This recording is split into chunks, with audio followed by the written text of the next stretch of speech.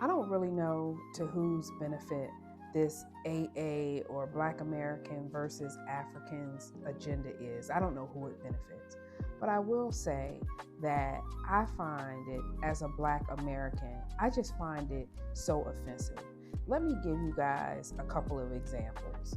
There have been some people coming online talking about, Black American actors versus actors from like the UK, and saying, oh, well, the best actors are actually not even from America, they're from UK. And they're talking about, Damson Idris Elba, David Oyelowo, and probably Cynthia Erivo. And the reason why making a statement like this is so offensive is that those people who I just named would not even be able to get a job in America if it wasn't for Samuel L. Jackson, Denzel Washington, Spike Lee, Tyler Perry, in lots of ways. Like, so to sit up there and say, oh, we can come into what you're doing and we can displace you and we can treat you all and say that you're nothing, when the reason that there is a industry for Black folks to have representation is because of Black Americans. It's offensive, it's disgusting.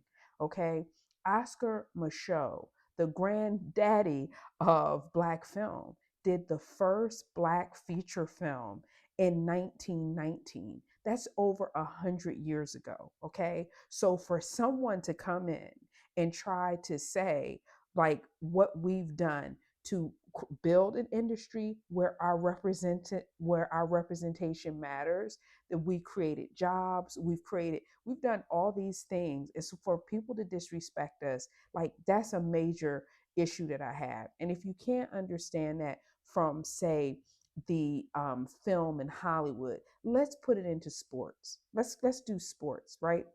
You can't send a young person right now into the NBA and not understand that the reason why they can get $100 million contract is for the money that Kareem Abdul-Jabbar didn't get, the money that Moses Malone didn't get, the money that Daryl Dawkins didn't get. Now, you take somebody like a Michael Jordan who has transcended the sport. He's done all of these things. Now, you go and you take somebody from Serbia and they come over to America and become a professional basketball. Even though they are not Black, they step on the shoulders of Michael Jordan because Michael Jordan made the NBA more profitable. The money that Moses Malone didn't get, Dr. J didn't get, Muggsy Bogues didn't get. A lot of the money that the people didn't get, those young guys are getting that right now. But they're getting it because of the sacrifices that somebody else has made. And this is why it's offensive. People do try to say that Black Americans don't have culture, or no, you're not good at this, or you're not good at that. You are walking through the doors that we built. You are putting your feet on the table after you've walked into the house that we built and paid for. We paid for the couch that you're sitting on, and we're paying for the couch that you got your feet up on, right? So it's like, put some respect on Black Americans. And so this question is like, well, who's benefiting? I have no idea who's benefiting, but I know when I'm at an event with, whether I'm with my Hamptonians, I graduated from Hampton, or I'm out with other different people, we don't sit back and try to degrade other people of the Black diaspora.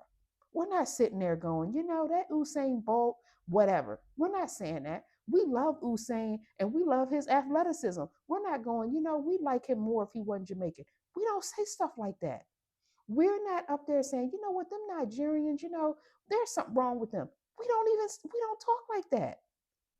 So maybe the real question is that Africans should ask each other, why do they hate on Black Americans so much? Because we all know it's not because of the culture. We can check that box all day long. All right, y'all, that's one to grow on. Thank you for the question, and see you next time.